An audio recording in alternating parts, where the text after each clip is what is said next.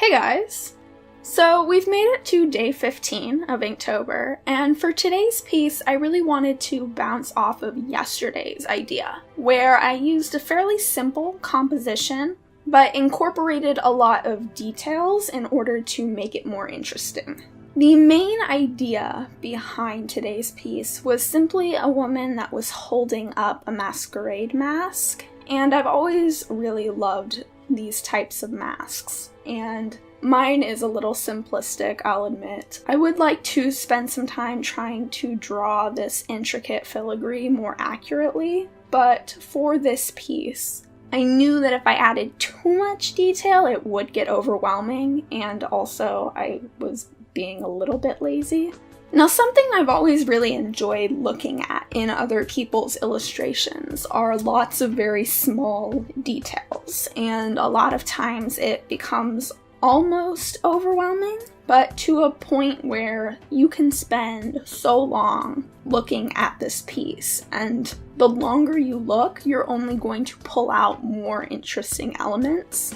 And my main struggle with executing this in my own illustrations is simply a lack of knowing what to draw. I don't know what types of details I want to add, and the past couple of days I've really been focusing on making sure I've done a lot of visual research. I've been spending quite a bit of time on Pinterest and just overall trying to give myself an idea of what types of things exist. And in my mind, I kind of relate this problem to when someone asks you what your favorite movie is, and then you immediately forget every movie you've ever seen. I kind of react the same way to my illustrations, where I'm trying to draw something, and I'll think, okay, I want to add something here. I want to make this look a little more interesting, and I want to add a bit more detail. What do I add? And my mind just blanks.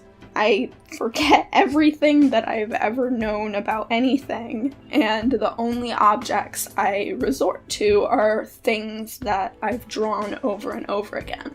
And though there's nothing wrong with this, and it actually gives a certain degree of continuity to your artwork, it definitely gets a little frustrating when I'm trying to draw something and I can't think of anything different.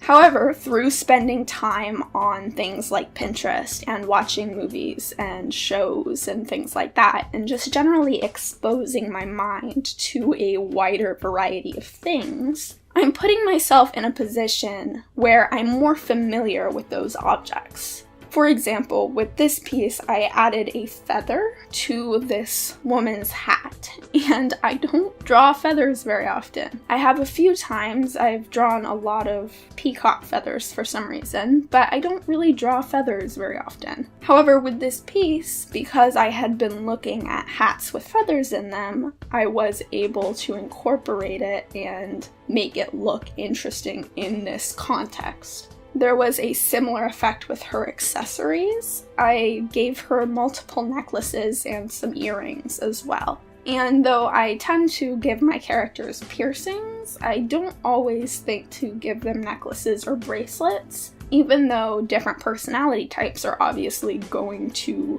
be drawn to different types of jewelry. And I think this is solely based on my mindset being focused more on me and what I like. I don't wear a lot of necklaces. I don't wear a lot of bracelets. I do have my ears pierced, and I want more piercings. So when I'm drawing, I sort of portray myself in the characters, if that makes sense. And in some cases that can be helpful, but not all characters are like that. And in this instance, I really enjoyed drawing this character that has a lot of interesting details that I wouldn't necessarily use for me. Another thing I did with this piece to kind of tie it together with the rest of my illustrations is a little bit different, because I have been trying to repeat elements every now and again whenever it feels right. But almost everything about this piece is very different than ones I have done prior. The hat is kind of Victorian. It's not really Victorian, but it could make you think of that era. and it contrasts very greatly with the style of clothing she's wearing, which is rather modern. It is sort of theatrical, which ties it in with the illustration I did a couple of days ago of the man with the crown descending upon his head. But I wanted to link it to that piece further because I felt there was the strongest link there. And so I tried to create draped fabric in the background of this piece. If there's one thing I've learned from this Inktober, it's that I'm not very good at drawing draped fabric. I'm okay at faking it when it comes to clothing, but when it comes to curtains and just large amounts of draped fabric, I tend to struggle.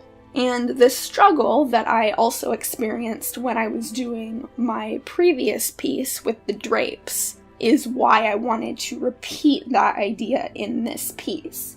Because I knew I struggled with it, so I wanted to continue to develop my skills as best as I can, as quickly as I can. And the best way to get better at something, especially in drawing, that you don't know how to do is to draw it again and again and again. I didn't know how to draw faces. I wanted to draw faces, so I drew faces, and I drew a lot of them. I think the reason we tend to avoid things like, say, draped fabric is that it's not quite as interesting as learning how to draw a face. You can create interesting expression and dimension with something like draped fabric, but it doesn't have the same amount of character or interest as a person will. So I've decided I'm probably going to have to suck that up and just draw some draped fabric. And then once I've gotten myself to a place where I'm happy with that, I can incorporate it into pieces and it will look more interesting. Or that's the plan anyways. So I hope you guys enjoyed watching this video. The link to the original piece will be in the description. Thank you all for watching, and I will see you guys next time. Bye.